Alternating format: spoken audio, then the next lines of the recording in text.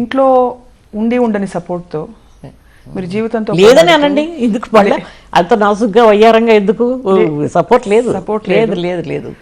సినిమాలో యాక్ట్ చేయడానికి సపోర్ట్ వచ్చిన తర్వాత ఏమీ సపోర్ట్ లేదు. When I trusted people I was let down very badly financially also. ఏమంటే షూటింగ్కి వెళ్ళిపోయి 20 గంటలు పనిచేసేవాళ్ళం. ఇది అయిపోగానే ఇంకో స్కెడ్యూల్ వచ్చేది, ఈ లోపల నిద్ర ఉండేది కాదు. కొన్ని ఓవర్లుక్ చేసినప్పుడు అడ్వాంటేజ్ తీసుకొని ఆర్థికంగా బాగా దెబ్బతిన్నాను నేను. దాన్ని పట్టించుకోలేదు, ఎందుకంటే దాని మీద యావలేదు, నాకు మమకారం లేదు దాని మీద. మనిషికి ఎంత కావాలి, ఇంతే సంపాదించుకుంటే చాలు కదా. ఇలా చేశారా, ఇంకోసారి ఇలాంటి తప్పు జరగకుండా చూడండి, ట్యాక్స్ కట్టాల్సిన చోట కట్టకుండా ఆ డబ్బుని వేరేలాగా వాడి ఇబ్బందులు వచ్చేవి. ఈ సినిమాలోకి వచ్చిన తర్వాత చాలా చూశాను నేను, ఈ మోసం చేయడం, డబుల్ టాక్. మీ ముందు ఆహా ఏం చేశారంటే అండ, ఏంటో ఆవిడ వేసుకున్నావు, ఎందుకు ఇంకోళ్ళు వేసుకుంటే బెటర్గా ఉండేది నీ సినిమా. మార్కెట్ అని మాట్లాడేవారు మా రోజుల్లో. They use to talk about market. నెత్తి మీద గంప పెట్టుకొని వస్తావా మార్కెట్ తీసుకుని మనం.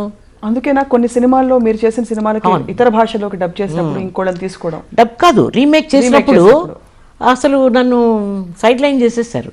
రోజులు మరే తెలుగులో నేను సూపర్ డూపర్ అండ్ రాజేశ్వరరావు గారితో కాదు అసలు మొత్తం ఆ సినిమాలో నాకు పేరు వచ్చిందంటే చాలా ఆశ్చర్యం నాకు. అలాంటిది తమిళంలో అప్పటికే నేను ఎస్టాబ్లిష్ అయి ఉన్నాను, మంచి పేరు, శివాజీ వాళ్ళతో యాక్ట్ చేస్తున్నాను, మోడర్న్ థియేటర్స్ పిక్చర్స్ చేస్తున్నాను. తమిళ్లో తీయాల్సి వచ్చినప్పుడు అంజలిదేవి గారిని వేసుకున్నారు. How do you explain this? కొన్ని మనకి అసలు అర్థమే కావు వీళ్ళు చేసే పనులు. విపరీతంగా పోటీ ఉండేదా ఇతర నటీమణులకి మీతో? అంటే here is a talent who has no boundaries. మీరు పాత్రలో ఎంతగా లీనమైపోతారంటే అది నాకు తెలియదు కదా, వాళ్ళు అనుకునేవారేమో నాకు తెలియదు. అది మీ దాకా వచ్చి చేరేమన్నా తెలిసేవా? అంటే వాళ్ళు నా దాకా వచ్చి చేరింది ఒకటే అమ్మా, సముద్రాల రాఘవాచార్య, డిఎల్ నారాయణ, దేవదాసులు పార్వతి క్యారెక్టర్కి బుక్ చేసుకుని దుస్తులు కుట్టి అంతా అయిన తర్వాత సడన్లీ రేపు పొద్దున్న షూటింగ్, పాట కూడా ప్రాక్టీస్ చేసి మూమెంట్స్ అవి ప్రాక్టీస్ చేశాను.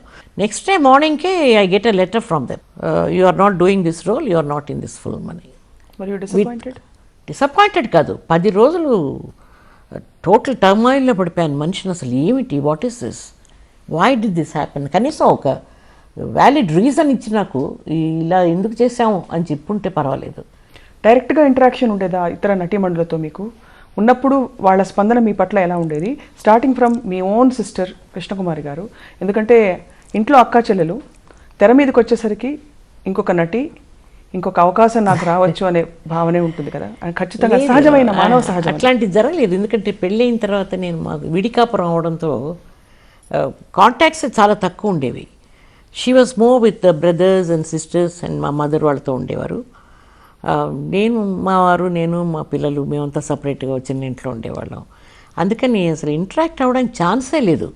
పైగా సిబ్లింగ్స్లో అలాంటి జెలసీ కానీ పోటీలు కానీ లేకపోయినా తన ఎఫ్ఐఆర్స్ మేనేజ్ చేసే కొంతమంది అవాయిడ్ తీసుకొచ్చేసారు, రిఫ్రియేట్ చేశారు.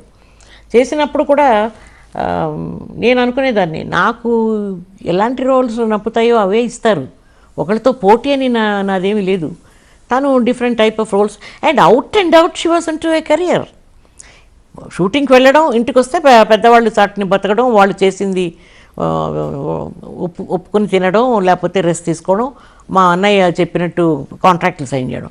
నా విషయంలో అది కాదు, నేనే గుమాస్తాని, నేనే పిఆర్ఓని, నేనే వంట మనిషి, అన్నీ నేనే. అందుకని ఇది మల్టీఫెసెటెడ్ ఇడియట్ లాగా తయారయ్యాను నేను చివరికి. So there was no comparison with my sister at all.